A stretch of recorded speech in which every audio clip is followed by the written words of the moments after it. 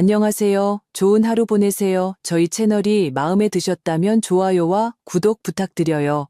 여러분의 응원이 힘이 된답니다. 자, 이제 실화를 하나 들려드릴게요. 한 65 새어머니 그의 아들 박준영은 효심 깊고 자상하며 사업적으로 성공한 그는 어머니에게 가장 큰 자랑이었다. 어느 날 평소 그리 친하지 않던 며느리 김수진이 갑자기 잔뜩 겁에 질린 얼굴로 찾아와 몰래 5천만 원이 든 통장을 건네며 아들에게는 절대 말하지 말라고 신신당부했다. 어머니는 이상했다. 도대체 부부 사이에 무슨 일이 있었기에 며느리가 남편 몰래 시어머니에게 재산을 넘기는 것일까? 3일 후 아들 가족과 도저히 연락이 닿지 않자 안절부절 못하던 어머니는 직접 아들 집에 찾아가기로 결심했다. 문 앞에 다다르자 문이 살짝 열려 있었다.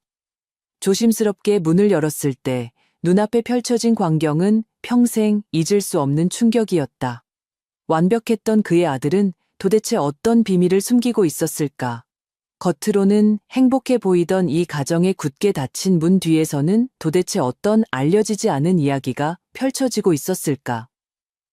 어머니가 직접 아들의 완벽한 가면을 벗겼을 때 그녀가 보게 될 것은 천사였을까? 아니면 악마였을까?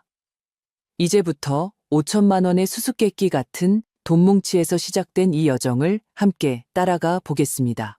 제 이름은 김월숙, 올해 65세입니다. 남편은 일찍 세상을 떠났고 저는 어느 중소도시의 크지도 작지도 않은 땅에서 온갖 고생을 하며 유일한 아들 박준영을 키웠습니다. 이 평생 많은 고통과 고생을 겪었지만 준영이를 볼 때마다 저의 모든 희생이 가치 있다고 생각했습니다. 저의 아들은 제 인생의 가장 자랑스러운 작품입니다. 그는 어릴 때부터 영리하고 공부를 잘했으며 자라서 대기업의 간부가 되며 출세했습니다. 사업적으로 성공했을 뿐만 아니라 효심도 깊다는 것이 더욱 대단했습니다. 요즘처럼 효자가 보기 드문 시대에 저의 준영이는 모든 친척과 친구들이 입을 모아 말하는 엄친아였습니다. 오늘만 해도 제 65번째 생일이었습니다. 아침 일찍 준영이는 그 기품 있는 고급 외제차를 몰고 며느리 수진이와 손자 민준이를 데리고 선물 보따리를 들고 돌아왔습니다. 케이크는 시내에서 가장 유명한 제과점에서 주문한 것이었고 선물은 제가 오랫동안 갖고 싶어 했던 최고급 안마 의자였습니다. 엄마, 생신 축하드려요. 준영이는 문에 들어서자마자 저를 힘껏 안아주었고 그의 목소리는 우렁차고 햇살 같았습니다. 저는 입이 귀에 걸리도록 웃으며 겉으로는 아이고 이 녀석 또 돈을 물쓰듯 썼구나 라고 투덜거렸지만 속으로는 꿀을 바른 듯 달콤했습니다. 점심은 준영이가 직접 요리했습니다. 제가 사준 만화 캐릭터 앞치마를 두르고 주방에서 바쁘게 움직이며 제가 가장 좋아하는 음식들로 가득한 식탁을 차렸습니다. 갈비찜, 잡채, 해물파전, 모든 요리가 추억의 맛이었습니다. 식탁에서 그는 저를 지극정성으로 돌봤습니다. 제 그릇에는 항상 그가 덜어준 음식들이 쌓여 있었고 그는 새우를 까주면서 웃으며 말했습니다. 엄마, 많이 드세요. 요즘 많이 마르신 것 같아요. 일은 걱정 마세요. 제가 있으니 그냥 편히 즐기세요. 그의 말을 들으며 제 눈시울은 조금 촉촉해졌습니다. 주변의 나이든 친구들 중 누가 저를 부러워하지 않겠습니까? 그들의 아들들은 1년 내내 얼굴 한번 보기 어렵고 전화 한 통하는 것도 귀찮아하는데 저의 준영이는 매주 주말마다 잊지 않고 처자식을 데리고 저를 찾아왔습니다. 매달 200만 원씩 꼬박꼬박 용돈을 주었는데 제 연금보다 많았습니다. 제가 무엇을 더 불만스러워 하겠습니까? 단 하나, 제 마음에 작은 앙금이 있었던 것은 제 며느리 김수진이었습니다. 수진이는 착하고 순한 아이였고 외모도 청초했습니다. 다만 성격이 너무 내성적이어서 말을 잘 안 하고 저와는 항상 한 겹의 장막이 드리워진 듯 친해지기 어려웠습니다. 그녀는 고아였고 어릴 때부터 보육원에서 자랐습니다.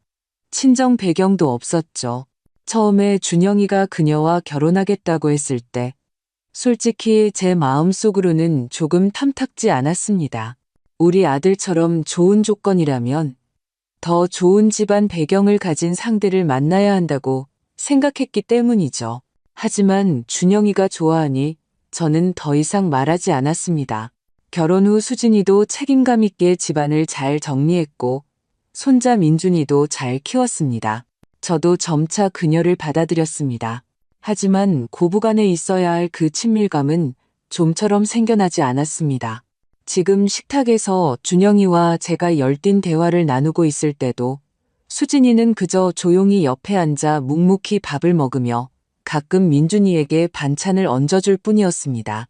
그녀의 얼굴에는 옅은 거리감이 느껴지는 미소가 있었습니다. 수진아, 생선 좀 먹어라. 제가 생선살을 한 조각 덜어주며 분위기를 부드럽게 하려 했습니다. 고맙습니다, 어머니. 그녀는 나지막이 말하더니 고개를 숙였습니다. 휴, 저는 속으로 한숨을 쉬었습니다. 그래, 좀 무뚝뚝하면 어떠랴. 준영이에게 잘하기만 하면 됐지. 생일 잔치가 거의 끝날 무렵 준영이의 휴대폰이 울렸습니다. 그는 휴대폰을 보고는 눈썹을 살짝 찌푸렸다가 일어나 베란다로 가서 전화를 받았습니다. 희미하게 그의 목소리가 평소처럼 온화하지 않고 오히려 초조해 보였습니다. 누군가와 다투는 듯 소리를 낮춰 잘 들리지 않았습니다. 몇 분 후 그가 돌아왔을 때 그의 얼굴에는 다시 햇살 같은 환한 미소가 걸려 있었고 마치 아무 일도 없었던 것 같았습니다. 누구니? 회사 일이야? 제가 무심코 묻자, 네, 엄마. 그는 웃으며 케이크를 잘라주었습니다. 별일 아니에요. 다 처리했어요. 자, 우리 촛불 끄고 소원 빌어요. 눈앞에 이 잘생기고 효심 깊은 얼굴을 보며 저는 마음속의 작은 의구심을 완전히 잊어버렸습니다. 눈을 감고 두 손을 모아 마음속으로 제 생일 소원을 빌었습니다. 우리 준영이가 평생 이렇게 평안하고 순조로우며 가정이 화목하기를. 그때의 저는 상상조차 하지 못했습니다. 완벽했던 제 아들의 햇살 같은 웃음 뒤에는 이미 악마의 본성이 새겨져 만신창이가 되어 있었고 제가 생각했던 행복은 치밀하게 준비된 막바지의 다다른 무대극에 불과했다는 것을요. 생일 잔치에 시끌벅적함이 가라앉고 집은 다시 평온해졌습니다. 새로운 안마 의자는 거실에서 가장 눈에 띄는 곳에 놓여 있었고 때때로 아들이 얼마나 효심 깊은지 저에게 상기시켜 주었습니다. 그러나 이 평온함은 24시간도 채 지속되지 못했습니다. 다음 날 오후 초인종이 울렸습니다. 문을 열었을 때 눈앞에 서 있는 것은 다름 아닌 며느리 수진이었습니다. 저는 조금 놀랐습니다.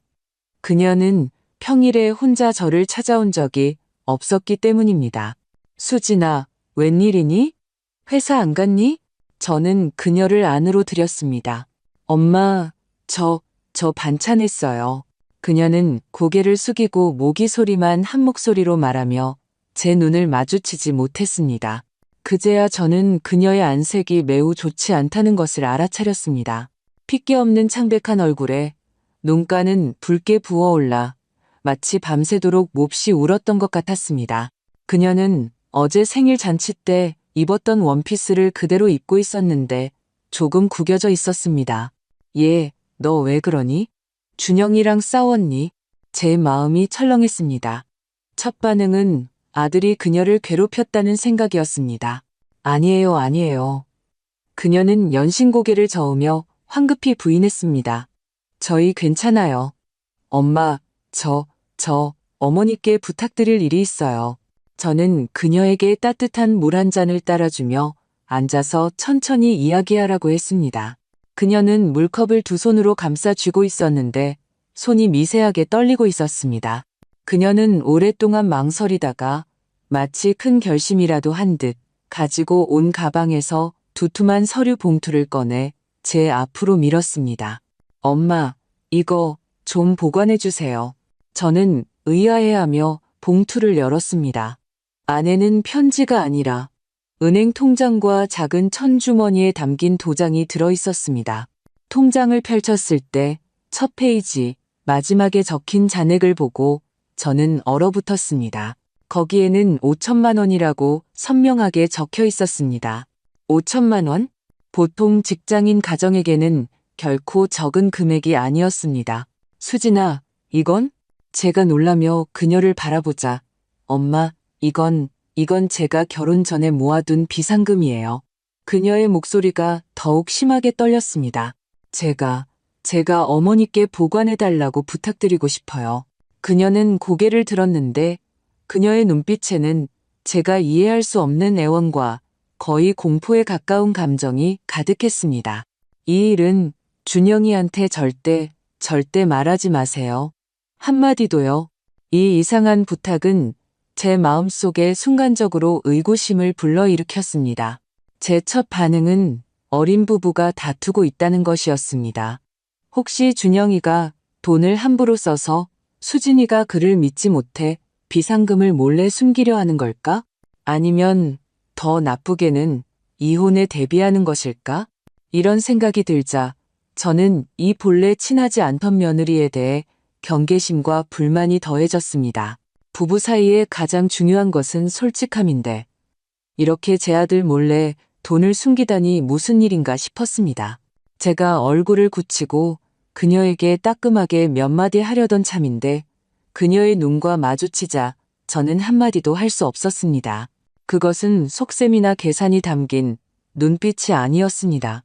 그 안에는 깊이를 알 수 없는 공포, 무력함, 그리고 제가 이해할 수 없는 깊은 슬픔이 있었습니다. 그 눈빛은 사냥꾼에게 쫓겨 절벽 끝에 몰린 어린 사슴 같았고 절망 외에는 다른 길이 없어 보였습니다. 제 마음이 알 수 없이 부드러워졌습니다. 홀린 듯이 저는 고개를 끄덕이며 봉투를 받아들였습니다. 알았다. 엄마가 걱정 마라.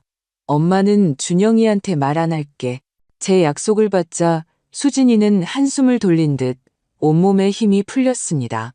그녀는 더 이상 아무 말도 하지 않고 변명거리를 대고는 황급히 떠났습니다. 저는 그녀가 황급히 사라지는 뒷모습을 보며 그 묵직한 봉투를 품에 안고 밤새 잠을 설쳤습니다. 다음 며칠 동안 저는 계속 이 일이 마음에 걸렸습니다. 아들과 며느리 사이에 도대체 무슨 일이 있었던 걸까? 주말에 저는 아파트 단지 내 쉼터로 산책을 나갔다가 건너편 동에 사는 오랜 이웃 왕 여사님을 만났습니다. 왕 여사님은 마음씨가 좋고 소문난 정보통이었습니다. 월숙 씨, 산책 나왔어?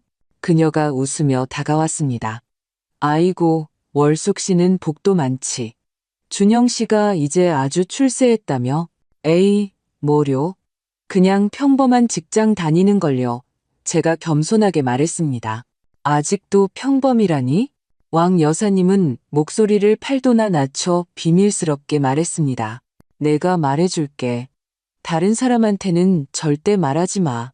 지난주 밤에 화장실 가려고 일어났는데 글쎄 검은색 승용차가 몇 대가 내내 집 건물 아래에 주차되어 있는 걸 봤다니까. 영화에 나오는 조폭들이 타는 차 같았어.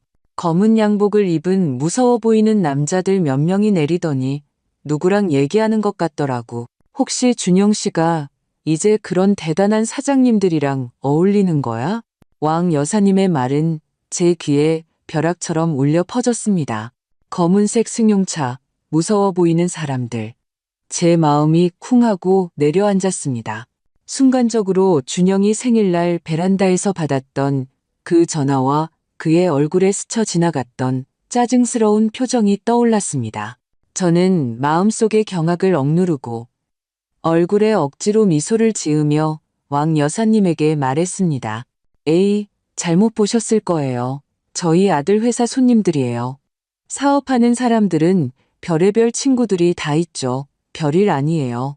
저는 황급히 왕 여사님과의 대화를 끝내고 거의 도망치듯 집으로 돌아왔습니다. 집에 들어서자마자 문을 잠그고 문에 기대섰습니다. 심장이 미친 듯이 뛰었습니다. 수진이의 공포에 찬 눈빛, 5천만 원의 수수께끼 같은 통장, 그리고 이웃의 입에서 나온 무서운 사람들. 세 가지 사건이 엉성한 퍼즐 조각처럼 제 머릿속에서 깊이 생각하기도 싫은 희미하지만 무서운 윤곽을 만들어냈습니다. 제 아들, 제 완벽하고 효심 깊은 아들. 그는 도대체 밖에서 무슨 짓을 하고 있었던 걸까? 다음 며칠 동안 저는 앉으나 서나 불안했습니다. 5천만 원이 든 통장은 비닐봉투로 새겹 싸서 옷장 가장 깊숙한 곳, 남편이 남긴 낡은 코트 주머니 속에 숨겨두었습니다. 하지만 마치 불에 달궈진 인두처럼 여러 겹의 옷을 뚫고도 제 마음을 태우는 것 같았습니다. 저는 매일 기다렸습니다. 아들 준영이가 전화해 주기를, 아니면 수진이가 뭔가 설명해 주기를. 하지만 아무것도 없었습니다. 수요일, 저는 장조림을 좀 만들었다는 핑계로 준영이에게 전화해서 최근 회사 생활이 어떤지 떠보려 했습니다. 전화 너머 그의 목소리는 평소처럼 햇살 같고 자신감에 넘쳤으며 약간의 애교도 섞여 있었습니다. 엄마, 또 맛있는 거 만드셨어요? 아이고, 너무 힘들어하지 마세요. 제가 이번 주에 회사에 큰 프로젝트가 있어서 눈코 뜰 새 없이 바빠요. 주말에는 못 갈 것 같아요. 수진이한테 민준이 데리고 엄마 찾아가라고 전해주세요. 그의 말투는 완벽해서 어떤 틈도 찾아볼 수 없었습니다. 하지만 저는 하나의 작은 세부 사항을 예민하게 포착했습니다. 그는 저에게 수진이한테 전해달라고 말했습니다. 부부 사이에 아직도 제가 전가를 해줘야 한단 말인가? 제 마음의 불안은 덩굴처럼 점점 더 조여왔습니다. 마침내 주말이 되었습니다. 토요일 아침, 저는 일부러 일찍 일어나 시장에서 가장 신선한 생선과 새우를 사서 푸짐한 상을 차리고 며느리와 손자가 돌아오기를 기다렸습니다. 하지만 아침 9시부터 해가 중천에 뜰 때까지, 그리고 해가 서쪽으로 질 때까지 기다렸지만 초인종은 울리지 않았습니다. 저는 계속해서 아들의 전화번호를 거듭 눌렀습니다. 고객님이 거신 전화는 전원이 꺼져 있습니다. 잠시 후 다시 걸어주십시오. 수화기에서는 차갑고 반복적인 음성 안내만 흘러나왔습니다. 제 마음은 조금씩 가라앉았습니다. 준영이는 일이 바빠서 가끔 야근으로 집에 못 들어올 때도 있었지만 이유 없이 전화를 끈 적은 한 번도 없었습니다. 그는 제가 혼자 산다는 것을 알고 걱정할까봐 휴대폰을 항상 24시간 켜두었습니다. 저는 즉시 수진이에게 전화했습니다. 마찬가지로 전원이 꺼져 있었습니다. 어떻게 그 두 사람이 동시에 전화를 끌 수 있을까? 저는 미친 듯이 그들의 집 유선 전화로 걸었습니다. 전화가 연결되었지만 길고 긴 통화음은 차가운 밧줄처럼 제 심장을 한 겹씩 조여왔습니다. 전화는 한참 동안 울리다가 자동으로 끊겼고 아무도 받지 않았습니다.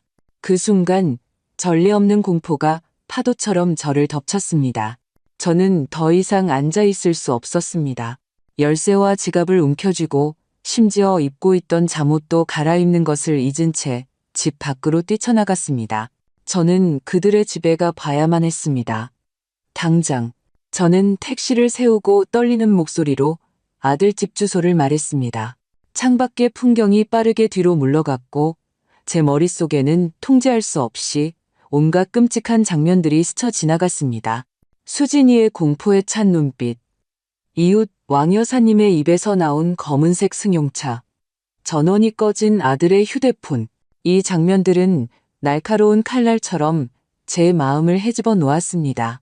기사님, 죄송하지만 좀 더 빨리 가주세요. 저는 말을 더듬으며 재촉했습니다. 택시는 아들 집이 있는 으리으리한 고급 아파트 단지 앞에 멈춰 섰습니다. 저는 거의 차에서 뛰어내리다시피 했고 잔돈을 기다릴 새도 없이 기사에게 5만 원권 지폐 한 장을 건네주고 비틀거리며 로비로 달려 들어갔습니다. 저는 예비키로 엘리베이터에 층수 제한을 풀었습니다. 엘리베이터가 천천히 올라가는 동안 저는 거울 속에 제 창백하고 피폐한 얼굴을 바라보았습니다. 심장이 목구멍으로 튀어나올 것만 같았습니다. 제발 아무 일 없어야 할 텐데, 제발 아무 일 없어야 할 텐데. 저는 속으로 거듭 기도했습니다. 엘리베이터 문이 열렸습니다. 저는 아들 집 문 앞으로 달려가 심호흡을 한 뒤 열쇠를 자물쇠 구멍에 꽂았습니다. 문이 열리자마자 쇠 비린내와 코를 찌르는 향수 냄새가 뒤섞인 이상한 냄새가 문틈으로 확 풍겨왔습니다. 그 냄새는 평생 집안일을 해온 저를 순간적으로 소름 돋게 했습니다. 향수 냄새는 제가 아는 수진이가 자주 쓰는 은은한 자스민 향이었습니다. 하지만 지금은 너무나도 진하게 뿌려져 있었습니다. 향기를 더하기 위한 것이 아니라 마치 필사적으로, 절망적으로 또 다른 더 끔찍한 냄새를 숨기려 하는 것 같았습니다. 그 쇠 비린내, 저는 더 이상 생각할 수 없었습니다.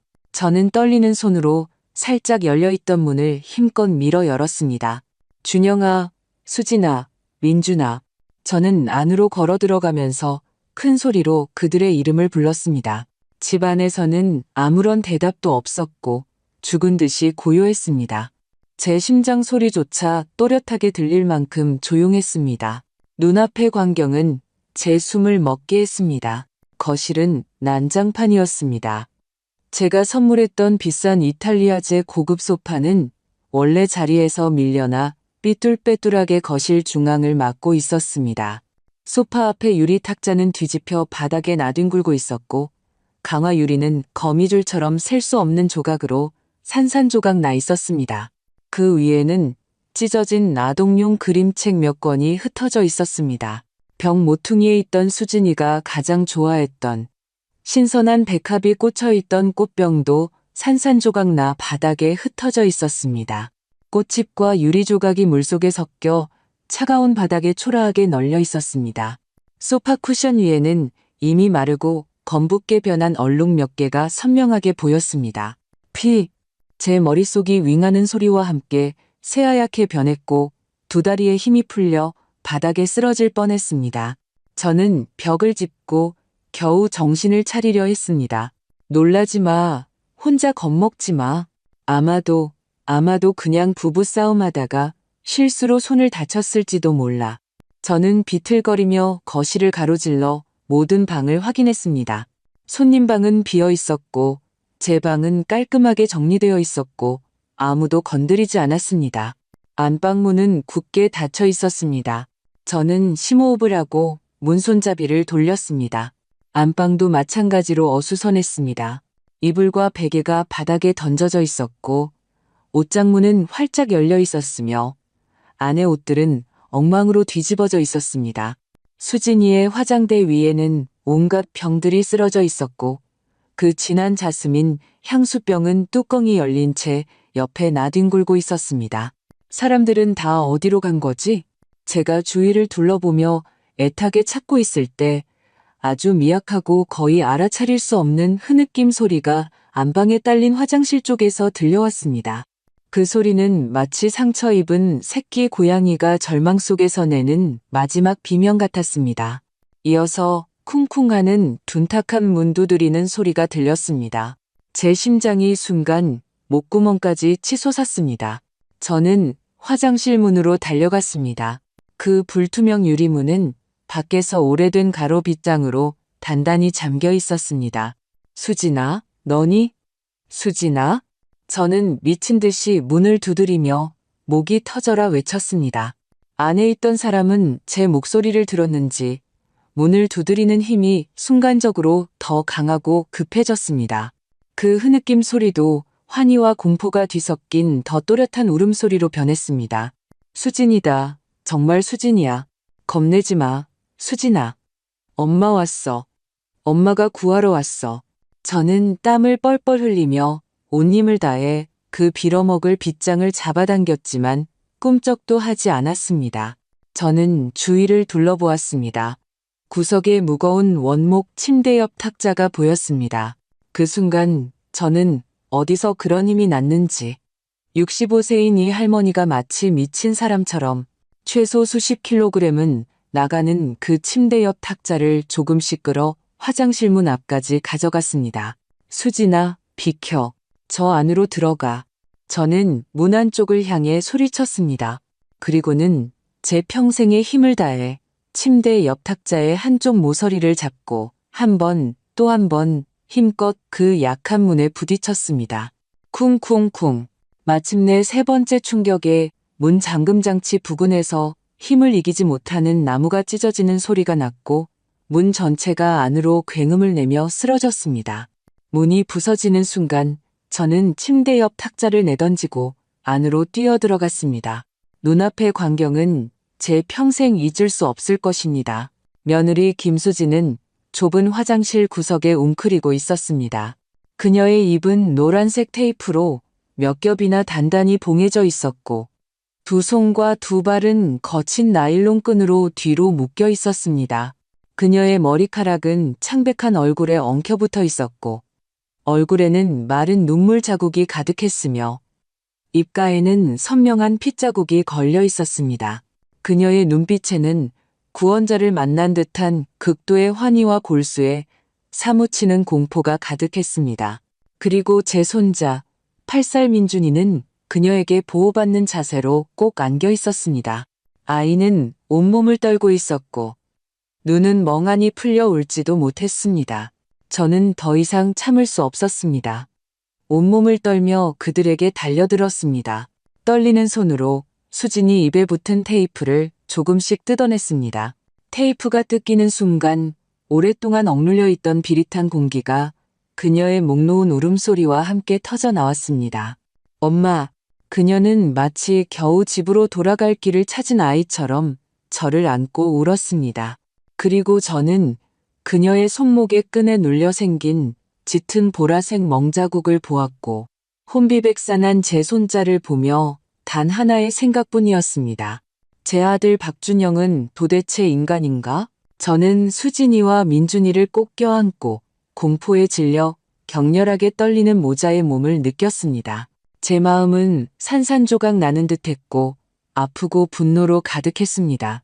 저는 온 힘을 다해 수진이의 손목과 발목에 꽉 조여있던 나일론 끈을 풀어주었습니다. 끈이 풀리는 순간 그녀의 피부에 선명한 보라색으로 피가 배어 나올 것 같은 멍자국들을 보았습니다. 제 눈물은 더 이상 참을 수 없었습니다. 준영이니? 그 애니? 저는 떨리는 목소리로 물었습니다. 수진이는 준영이라는 두 글자를 듣자마자 울음을 뚝 그쳤습니다. 그녀는 고개를 들었는데 본래 맑아야 할 그 눈에는 이제 끝없는 공포와 잿빛 절망만이 남아 있었습니다. 그녀는 고개를 끄덕였고 눈물은 다시 본물처럼 쏟아졌습니다. 제 부축을 받으며 그녀와 민준이는 마치 놀란 새처럼 한 걸음 한 걸음 거실 소파로 돌아왔습니다. 저는 그들에게 따뜻한 물을 따라주고 담요로 감싸주었습니다.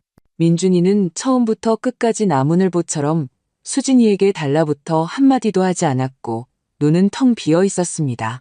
다음 1시간 동안 수진이는 간헐적으로 울음을 터뜨리며 제 완벽한 아들의 자상한 가면 뒤에 숨겨져 있던 수년간의 지옥 같은 진실을 저에게 폭로했습니다. 박준영은 대기업의 엘리트 간부가 아니었습니다. 그는 3년 전 이미 도박으로 공금을 횡령하여 회사에서 해고당했습니다. 그가 빠져든 것은 인터넷 도박 중독이었는데 그것은 마약보다도 더 무서운 것이었습니다. 짧은 몇 년 동안 그는 우리 집의 모든 저축을 탕진했을 뿐만 아니라 사채업자들에게 5억이 넘는 거액의 빚을 졌습니다. 그가 보였던 효심, 저에게 보여주었던 모든 햇살 같고 자상한 모습은 모두 그가 치밀하게 계획한 가장 악랄한 위장이었습니다. 그는 효자라는 이미지를 유지해야 했습니다. 왜냐하면 이 평생을 고생하며 살아온 늙은 어머니와 그가 오랫동안 노리고 있던 저의 연금은 그에게 마지막이자 가장 큰 판을 뒤집을 기회였기 때문입니다. 그럼 왜 일찍 말해주지 않았니? 왜 이혼하지 않았어? 저는 가슴 아프게 물었습니다. 이 부분이 제가 이해할 수 없는 부분이었습니다. 수진이는 이혼이라는 두 글자를 듣자마자 몸을 더욱 심하게 떨었습니다. 그녀는 비참하게 웃었는데 그 웃음은 우는 것보다 더 보기 흉했습니다. 엄마, 그녀는 자신의 소매를 걷어 올렸습니다. 그녀의 새하얀 팔 안쪽에는 이미 옅어졌지만 윤곽은 여전히 보이는 멍자국 몇 개가 있었습니다. 제가 생각 안 해봤겠어요? 그녀가 말했습니다. 준영이가 처음 도박하는 것을 발견하고 이혼을 요구했을 때 준영이는 그녀 앞에 무릎을 꿇고 통곡하며 반성했고 각서까지 써주며 아이를 봐서 용서해달라고 빌었습니다. 그녀는 마음이 약해졌습니다. 하지만 두 번째로 그가 도박을 끊지 못하고 오히려 더 심해져 사채까지 끌어쓰는 것을 발견했을 때 그녀는 다시 이혼을 요구했습니다. 그때 준영이의 반응은 더 이상 반성이 아니었습니다. 그는 이혼 합의서를 찢어버리고 그의 끔찍한 진짜 모습을 드러냈습니다. 그는 그녀를 때렸습니다. 그것이 처음이었습니다. 때린 후에는 다시 무릎을 꿇고 빌었지만 가장 치명적인 것은 그가 손에 쥐고 협박했던 것이었습니다. 제가 자고 있을 때 엄마, 수진이의 목소리는 부서질 듯 작아졌습니다. 제 은밀한 사진을 찍었어요. 그는 만약 제가 이혼하거나 이 사실을 외부에 알리면 그 사진들을 인터넷에 뿌리겠다고 했습니다. 회사에도 보내고 제 모든 친구들에게도 보낼 거라고요. 그는 제가 평생 고개를 들고 살 수 없게 만들겠다고 말했습니다. 여기까지 듣자 저는 피가 머리끝까지 치솟는 듯했고 거의 정신을 잃을 뻔했습니다. 파렴치하고 비열한 제 아들이 도대체 어떻게 이런 저급한 수단으로 한 침대를 같이 쓴 아내를 협박할 수 있단 말인가? 엄마, 도망치려 했었어요. 수진이의 눈물은 끊어진 구슬처럼 흘러내렸습니다. 작년에 제가 민준이를 데리고 몰래 시골에 있는 먼 친척 집으로 도망쳤어요. 하지만 사흘도 안 돼서 그가 찾아왔어요. 그는 바람처럼 제 친척들 앞에서 저를 집 밖으로 끌어내 차에 태웠어요. 민준이는 무서워서 울었는데 그가 글쎄 민준이에게 소리치면서 계속 울면 민준이도 함께 고속도로에 버려버리겠다고 했어요. 그날 이후로는 다시는 감히 도망칠 생각도 못했어요. 수진이는 품에 안긴 민준이를 꼭 껴안았고 그녀의 목소리에는 풀리지 않는 절망이 서려 있었습니다. 무서웠어요. 정말 무서웠어요. 저는 아무것도 없어요. 기댈 친정도 없고 민준이밖에 없어요. 민준이 목숨을 걸고 도박할 수는 없었어요. 저는 그저 참아야만 했어요. 언젠가 그가 정신 차리기를 바라면서요. 저는 마침내 이해했습니다. 왜 그녀가 항상 그렇게 침묵하고 그렇게 참고 살았는지. 그것은 나약함이 아니었습니다. 그것은 모든 발톱이 뽑히고 모든 날개가 꺾인 어머니가 유일한 새끼를 보호하기 위해 할 수 있는 가장 비천하고도 가장 비장한 저항이었습니다. 그리고 이 자만심에 가득 찬 시어머니는 과거에 그녀의 내성적이고 친밀하지 않은 태도 때문에 불만을 가졌었으니 저는 정말 눈이 멀고 어리석었습니다. 그럼 이번에는 또 무엇 때문에? 저는 떨리는 목소리로 물었습니다. 그 5천만 원 때문이었어요. 수진이가 말했습니다. 그건 제 부모님이 저에게 남겨주신 마지막 남은 재산이었어요. 저는 한 번도 손대지 않았어요. 며칠 전 사채업자들이 최후 통첩을 보냈어요. 돈을 갚지 않으면 그의 손목을 자르겠다고요. 그는 제가 그 돈이 있다는 것을 알고 있었고 저에게 내놓으라고 협박했어요. 저는 죽어도 안 줄 생각이었어요. 그건 민준이의 미래이고 저의 마지막 선이었으니까요. 그래서 그는 저와 민준이를 가두었어요. 며칠 동안 굶겨서 제가 돈을 내놓는지 보겠다고 했어요. 어젯밤에는 집의 모든 현금을 가지고 도망쳤어요. 제가 마음을 바꾸면 다시 돌아와서 돈을 가져가겠다고 했어요. 이 모든 것을 듣고 저는 소파를 짚고 천천히 일어섰습니다. 제 마음속의 비통함은 이 순간 더 강하고 더 차가운 감정으로 대체되었습니다. 그것은 분노였습니다. 자신의 자식이 완전히 짐승으로 변한 것을 본 어머니로서 직접 그 문중을 정리하고 싶다는 단호한 분노였습니다. 수진이의 피 맺힌 고바른 녹슨 칼날처럼 제 마음을 이리저리 찢어 놓았고 매 순간 피투성이의 고통을 안겨주었습니다. 제 세상은 불과 1시간 만에 완전히 무너졌습니다. 이 평생을 아껴 쓰고 고생하며 살았고, 이 세상에 정직하고 선하며 책임감 있는 아들을 키워냈다고 생각했습니다. 저는 그를 제 인생의 가장 큰 자랑이자 모든 외로운 세월을 버틸 수 있게 해준 정신적 지주로 여겼습니다. 하지만 이제 현실은 저에게 가장 크고 잔인한 따기를 때렸습니다. 제 자랑은 거짓이었고 제 아들은 도박꾼, 가정폭력범, 가장 비열한 수단으로 아내와 자식을 통제하는 파렴치한 인간이었습니다. 저는 소파에 앉아 그가 난장판으로 만든 이 집을 바라보며 온몸에 상처 입은 며느리와 혼비백산한 손자를 보았습니다. 제 인생의 모든 신념이 완전히 파괴되는 느낌이었습니다. 전례 없는 수치심을 느꼈습니다. 아들의 타락을 전혀 몰랐다는 것에 수치스러웠고 과거의 수진이의 내성적이고 친하지 않은 태도 때문에 그녀에게 앙심을 품었던 것에 수치스러웠습니다.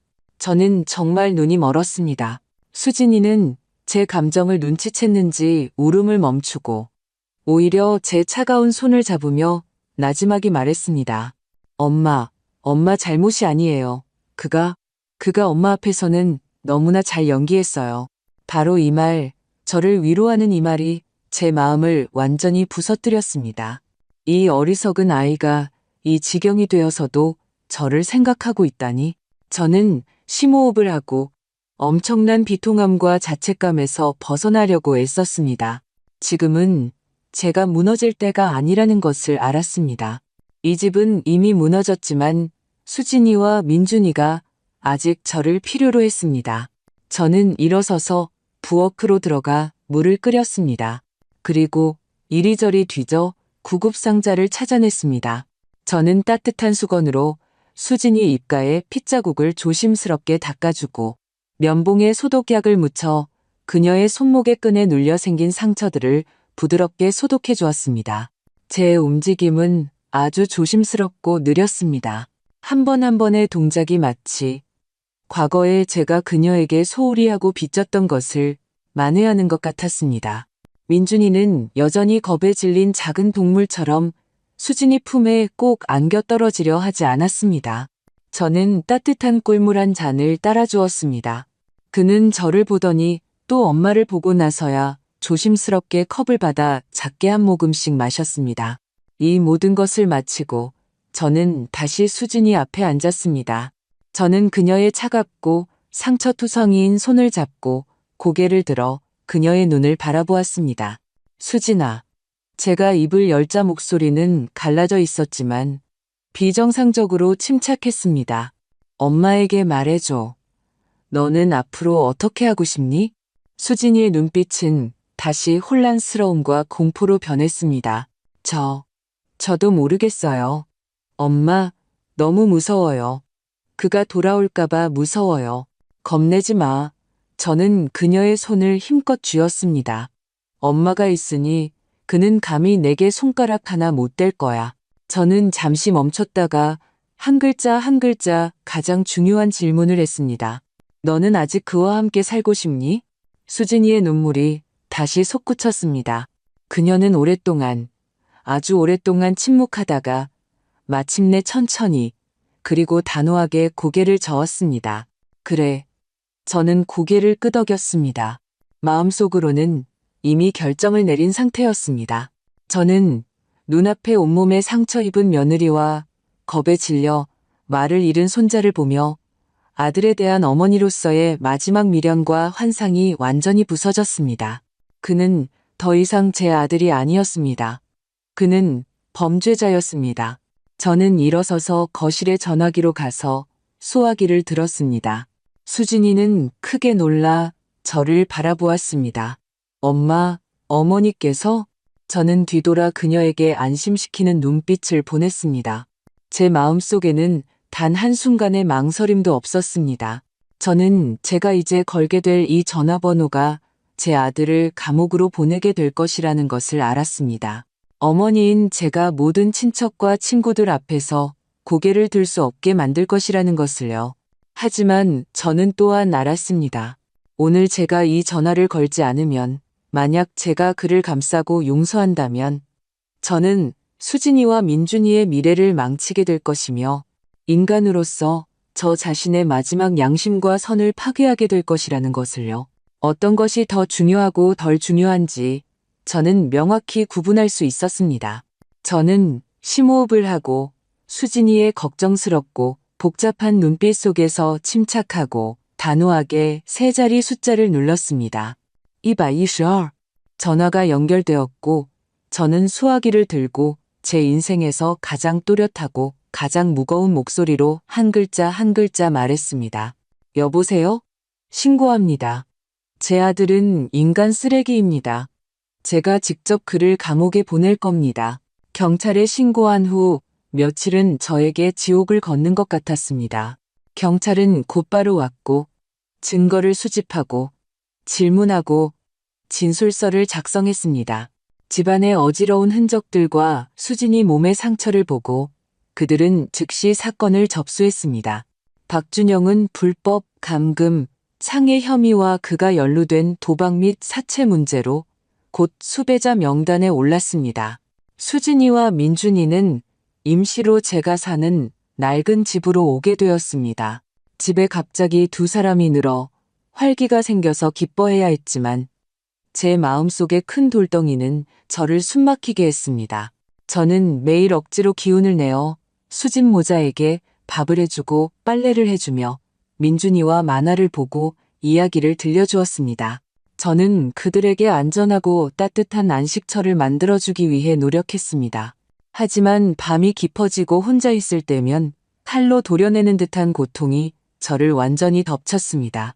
저는 준영이의 어릴 적 사진을 꺼내 악인의 복을 입고 천진난만하게 웃는 모습을 보며 눈물을 멈출 수 없었습니다.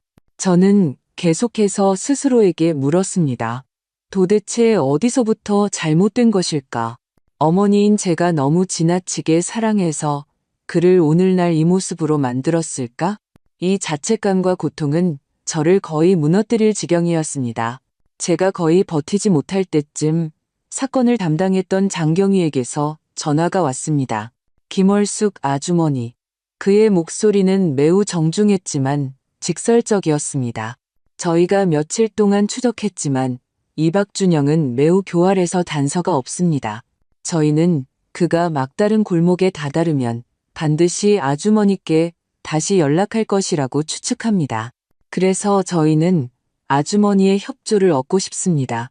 저는 전화를 쥐고 있었는데 손바닥에 식은땀이 가득했습니다. 저는 협조라는 두 글자가 무엇을 의미하는지 당연히 알고 있었습니다. 저를 미끼로 쓰시겠다는 건가요? 저는 떨리는 목소리로 물었습니다. 아주머니, 이것이 아주머니께 매우 잔인하다는 것을 압니다. 장경희의 목소리는 매우 무거웠습니다. 하지만 그는 아주머니의 아들이고 아주머니만이 그를 가장 잘 알고 아주머니만이 그의 경계심을 가장 풀 수 있습니다. 이것이 현재 가장 빠르고 효과적인 방법입니다. 전화를 끊고 저는 소파에 앉아 한참 동안 멍하니 있었습니다. 제 친아들을 잡기 위해 직접 함정을 놓다니 세상에 이보다 더 비극적이고 잔인한 일이 있을까? 제 마음은 두 조각으로 찢어지는 것 같았습니다. 한 조각은 어머니로서 끊을 수 없는 본능적인 혈육의 정이었고 다른 한 조각은 수진이와 민준이에 대한 미안함과 정의에 대한 고수였습니다. 저는 밤새도록 갈등했습니다. 다음 날 아침 저는 묵묵히 아침 식사를 준비하는 수진이를 보았고 여전히 불안한 눈빛으로 그녀에게 꼭 붙어있는 민준이를 보았습니다. 저는 결심했습니다. 저는 장경희에게 다시 전화했습니다. 단 3마디만 했습니다. 그러겠습니다. 경찰의 예상대로 이틀이 더 지났고 제가 거의 희망을 포기할 때쯤 낯선 번호로 제 휴대폰에 전화가 걸려왔습니다. 저는 녹음 버튼을 누르고 스피커폰으로 전환했습니다. 옆에 있던 사복 형사는 저에게 침착하라는 손짓을 했습니다. 전화가 연결되자마자 준영이의 익숙하고 햇살 같고 활기찬 목소리가 들렸습니다. 그는 집안일이 완전히 드러났다는 것을 모르는 듯 입을 열자마자 완벽한 효자 연기로 돌아갔습니다. 엄마, 저 준영이에요. 그의 목소리는 울먹이며 억울하고 무력해 보였습니다. 엄마, 저 좀 꼭 살려주세요. 제가 친구에게 속아서 투자했다가 돈을 다 날렸어요. 지금 빚 피해서 도망 다니느라 집에 못 가고 있어요. 이 엉성한 거짓말을 들으며 제 마음은 얼음처럼 차가워졌습니다. 저는 경찰과 미리 상의했던 계획대로 연기를 시작했습니다. 제 목소리에는 일부러 가장된 초조함과 안타까움이 담겨 있었습니다. 준영아, 너 도대체 무슨 일이야? 너 어디니? 다친 데는 없어? 또 누구한테 속았니? 엄마, 너무 많이 묻지 마세요. 준영이의 목소리는 다급했습니다. 돈은 걱정 마세요. 사람만 괜찮으면 돼요. 엄마, 너 지금 돈이 얼마나 필요하니? 엄마한테 아직 연금 들어놓은 돈이 있으니 엄마가 찾아서 줄게. 전화 너머 준영이는 분명히 경계심을 완전히 풀었습니다. 그는 제가 여전히 그가 마음대로 조종하고 무엇이든 요구할 수 있는 현금 자동 인출기라고 생각하는 듯 했습니다. 엄마, 역시 엄마가 저를 제일 아끼시는군요. 그의 목소리에는 기쁨이 가득했습니다. 엄마, 일단 5천만 원만 준비해서 제 친구 계좌로 보내주세요. 제가 이 고비만 넘기면 반드시 몇 배로 갚을게요. 안 돼. 저는 대본대로 단호하게 거절했습니다. 내가 어떻게 내 그 친구가 믿을 만한지 아니? 엄마는 불안해서 안 되겠다. 네가 직접 와서 가져가야 해. 엄마가 너를 직접 보지 않으면 한 푼도 안 줄 거야. 저의 고집과 모성애에 찬 공세에 준영이는 결국 타협했습니다. 그는 오랫동안 망설이다가 다음날 오후 3시에 우리 집 근처에 있는 한적한 강변공원에서 저와 비밀리에 만나기로 약속했습니다. 전화를 끊자마자 제 온몸의 힘이 순간적으로 빠져나간 듯 의자에 쓰러졌습니다. 옆에 있던 형사가 다가와 제 어깨를 두드리며 존경하는 말투로 말했습니다. 김월숙 아주머니, 감사합니다. 고생하셨습니다. 저는 고개를 저으며 아무 말도 하지 않았습니다. 저는 제가 지금 하려는 일이 10달 동안 품고 40년 동안 키운 아들을 돌이킬 수 없는 길로 보내는 일이라는 것을 알았습니다. 그 고통은 심장이 찢어지는 듯한 고통이었습니다. 하지만 저는 또한 알았습니다. 만약 제가 이렇게 하지 않는다면 지옥에는 2명의 무고한 영혼이 더 생겨날 것이라는 것을요. 이것이 어머니인 제가 그가 저지른 죄악에 대해 할 수 있는 마지막이자 유일한 보상이었습니다. 다음 날 오후 하늘은 잔뜩 흐려 언제라도 비가 쏟아질 것 같았습니다. 저는 경찰과의 약속대로 혼자서 묵직해 보이지만 실제로는 신문지와 책 몇 권만 들어있는 검은색 여행 가방을 들고 강변공원으로 갔습니다. 이곳은 매우 한적하여 가끔 지나가는 자전거 타는 사람 외에는 거의 사람을 볼 수 없었습니다. 저는 공원 주변의 숲풀 뒤 다리 밑에 이미 사복 형사들이 배치되어 있는 것을 느낄 수 있었습니다. 그들은 침묵하는 사냥꾼처럼 먹잇감이 함정으로 들어오기를 기다리고 있었습니다. 저는 약속된 벤치에 앉아 있었고 심장은 갈비뼈가 튀어나올 듯 뛰었습니다. 바람 소리 하나에도 심경이 곤두섰습니다. 제가 얼마나 기다렸는지 손바닥에 식은땀이 가득했습니다. 제가 준영이가 오지 않을 것이라고 생각할 때쯤 야구모자와 마스크를 쓴 익숙한 체격의 남자가 멀리 떨어진 풀숲 뒤에서 수상하게 걸어 나왔습니다. 그였습니다. 제 아들 박준영.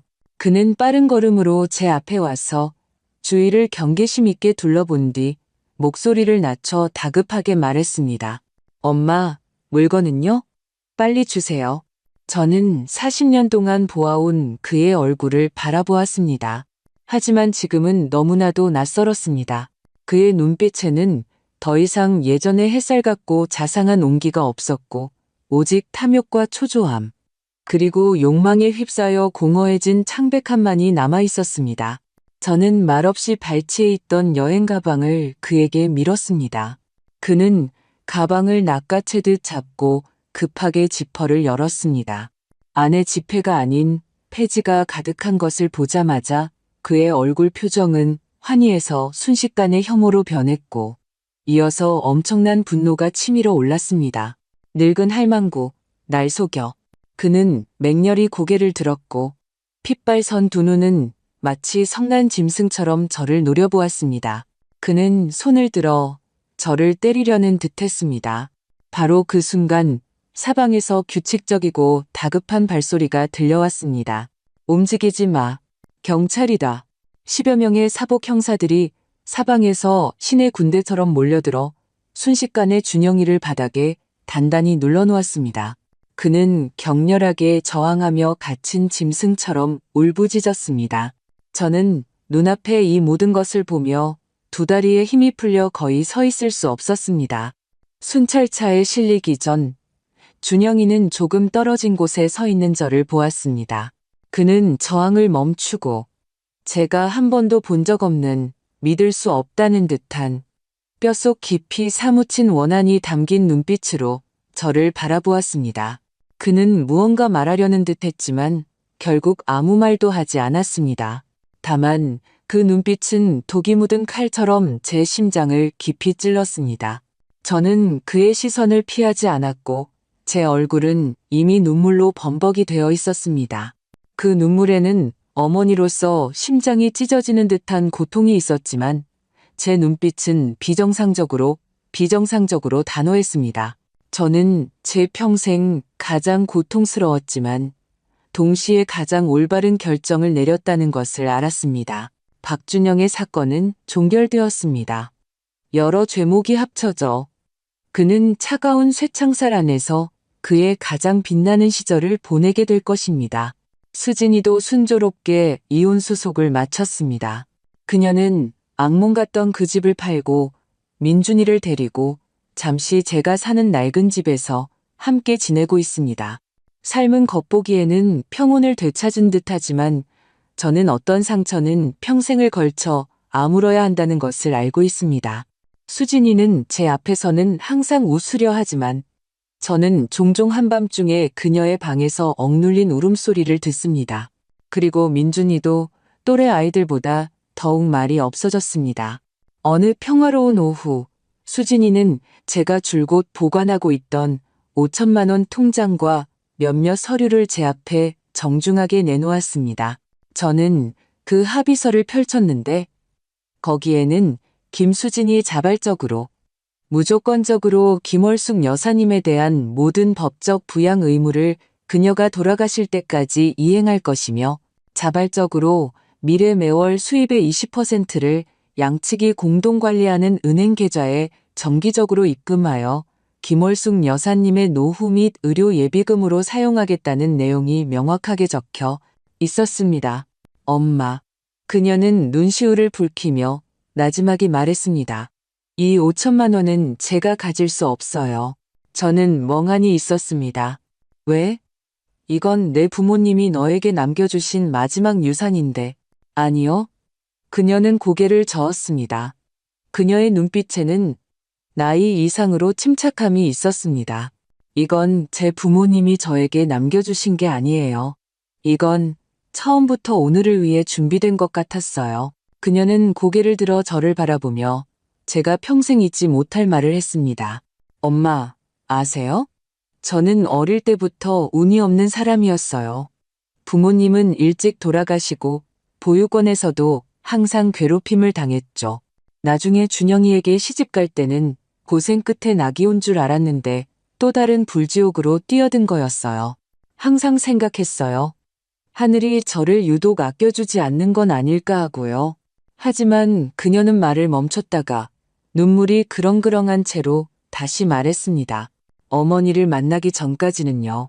어머니께서 저를 위해 직접 준영이를 감옥에 보내실 때까지는요. 그제야 깨달았어요. 하늘은 사실 공평하다는 것을요. 그녀는 그 통장을 제 앞으로 밀어주며 목이 메었지만 또렷한 목소리로 말했습니다. 그는 제 가정을 빼앗아갔지만 어머니께서는 저에게 진정한 엄마를 돌려주셨어요. 그는 저에게 남편을 잃게 했지만 저는 진정한 가족이 무엇인지 알게 되었어요. 엄마, 이 5천만 원은 그 옛날 제 부모님이 목숨 걸고 남겨주신 제가 살아남기를 바랐던 돈이에요. 이제 저는 그 돈으로 어머니의 편안한 노년을 바꾸고 싶어요.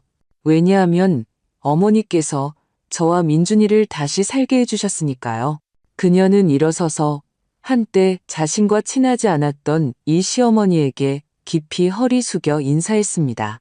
엄마, 이제부터는 제가 어머니를 모실게요. 그 순간 저는 더 이상 참을 수 없었습니다. 저는 달려가 이 어리석은 아이를 꼭 껴안았습니다. 저는 마침내 깨달았습니다.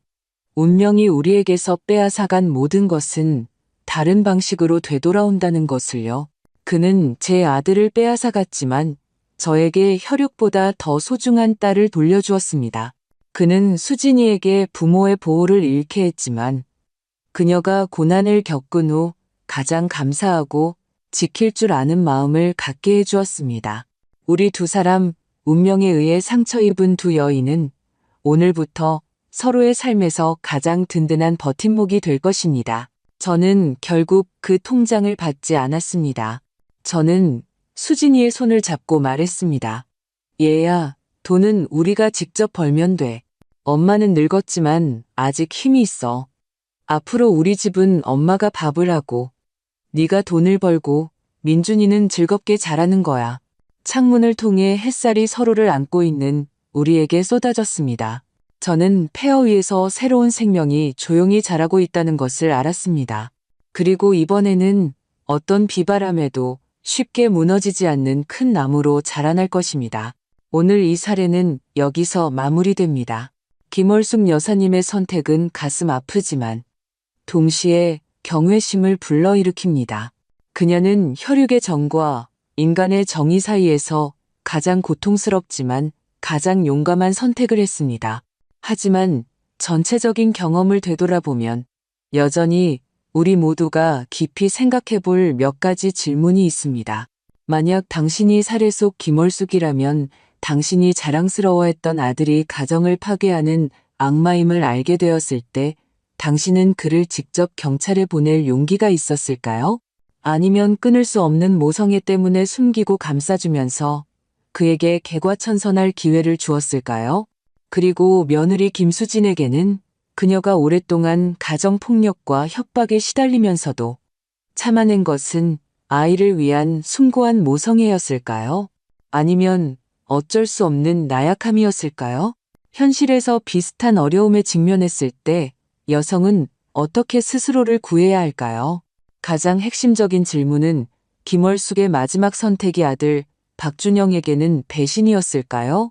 아니면 또 다른 형태의 구원이었을까요?